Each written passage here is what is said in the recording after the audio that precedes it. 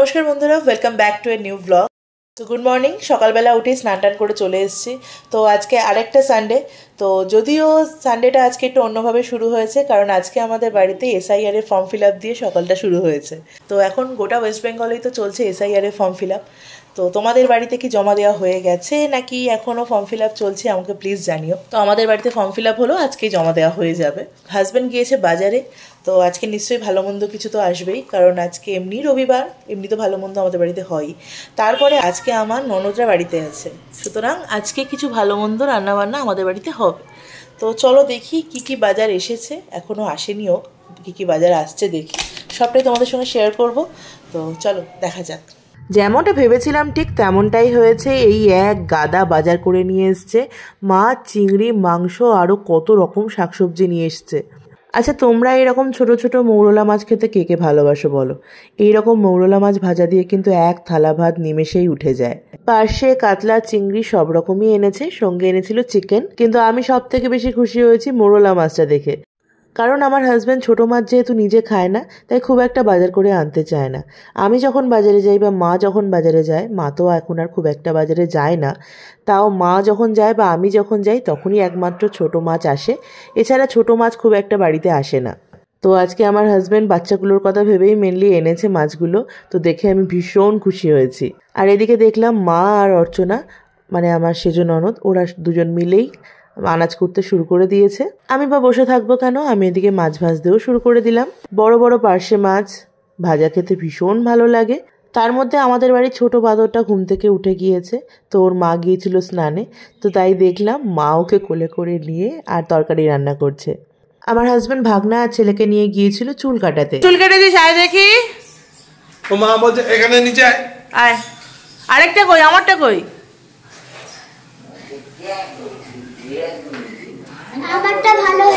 হ্যাঁ হ্যাঁ, দুজনেই চুল কেটে এসে স্নান করে নিয়েছে। এদিকে আমি আবার রান্নাঘরে ঢুকে এসেছি। দেখো, সমস্ত যা যা রান্না করবো সবকিছু জোগাড় করে নিয়েছি। বড়দের জন্য যে মাংসটা রান্না হবে সেটা আমি ম্যারিনেট করে রেখে দিয়েছি। আর এই আলু, পেঁপে, গাজর দিয়ে হবে বাচ্চাদের ঝোল, যেটার জন্য আমি তেল বসিয়ে দিয়েছি। বাচ্চাদের ঝোল বলতে শুধু বাচ্চা কিন্তু খায় না, আমার হাজবেন্ডও ওই ঝোলটা খেতে খুব ভালোবাসে। মাংসের স্টিউ বলা যেতে পারে, কিন্তু মাংসের স্টিউ ঠিক নয়, মানে স্টিউ যেভাবে রান্না করে ঠিক সেইভাবে রান্না করি না, একটু অন্যভাবে করি। আর এদিকে হচ্ছে বড়দের জন্য রান্না করা চিকেন কষা। চলো দেখিয়ে দিয়ে আজকে কি কি রান্না করলাম। প্রথমেই তো এক হাঁড়ি গরম ভাত, আর তারপর এই মাছের ঝোলটা হয়েছিল আমার পিসি শাশুড়ির জন্য। তোমরা সবাই এতদিনে জানো যে আমার পিসি শাশুড়ি মাংস খায় না। এই যে সেই আলু, পেঁপে আর গাজর দিয়ে মাংসের ট্যালট্যালে ঝোল অনেকটাই করেছি। হাজবেন্ড খাবে, আমরা সবাই একটু একটু করে খাবো, আর বাচ্চারা তো খাবেই। আর এটা ছিল আমার শাশুড়ি মায়ের হাতে স্পেশাল পুঁইশাক চিংড়ি। আমার শাশুড়ি মা এই রান্নাটা বিভৎস সুন্দর বানায়, তাই বাড়িতে পুঁইশাক চিংড়ি এলে আমি আমার মাকেই বলি করতে। আর মাছ ভাজা তো ছিলই, যে মাছ ভাজা খাবে তার জন্য চিংড়ি কয়েকটা ভাজা ছিল, আর সঙ্গে ছিল ছোট মাছ ভাজা। ওই ছোট মাছ ভাজাগুলো দেখেই আমার প্রচন্ড ক্রেভিং হচ্ছিল খাওয়ার। তো এদিকে চিকেনটা দেখছো ফুটছে, প্রায় হয়েই এসেছে। এদিকে আমার রান্না প্রায় শেষের দিকে, আর আমি সবাইকে তাড়া দিচ্ছি, চান করো চান করো চান করো। শীতের দিন আর ছুটির দিন কেউ সকাল সকাল চান করতে চায় না। এই ছিল আমাদের লাঞ্চ, সবাই মিলে একসাথে মজা করে খেয়ে নিলাম। রবিবারের দুপুর এরকম একটা জমজমাট লাঞ্চ, তারপরে যদি না ঘুমাই তাহলে তো ঠাকুর পাপ দেবে। তো খাওয়া দাওয়া করে একটু রেস্ট নিয়েছিলাম, আর আমি একটু ঘুমিয়েও ছিলাম। তারপর সন্ধ্যাবেলা আমরা একটু বেরিয়েছিলাম। অ্যাকচুয়ালি প্রত্যেকটা রোববার সন্ধ্যাবেলায় আমরা একটু বেরোই, উদ্দেশ্যহীন ভাবেই বেরোই, এখান ওখান ঘুরি, যেখানে ইচ্ছা হয় যাই, তারপর চলে আসি। তো আজকে কিন্তু উদ্দেশ্য ছিল, মেন উদ্দেশ্য ছিল এসআইআর এর ফর্মগুলো জমা দেওয়া। জমা দিতে তো বেশিক্ষণ লাগেনি, জমা দিয়ে আমরা একটু ঘুরে ফিরে রাত্রের খাবার দাবার নিয়ে বাড়ি ফিরেছিলাম।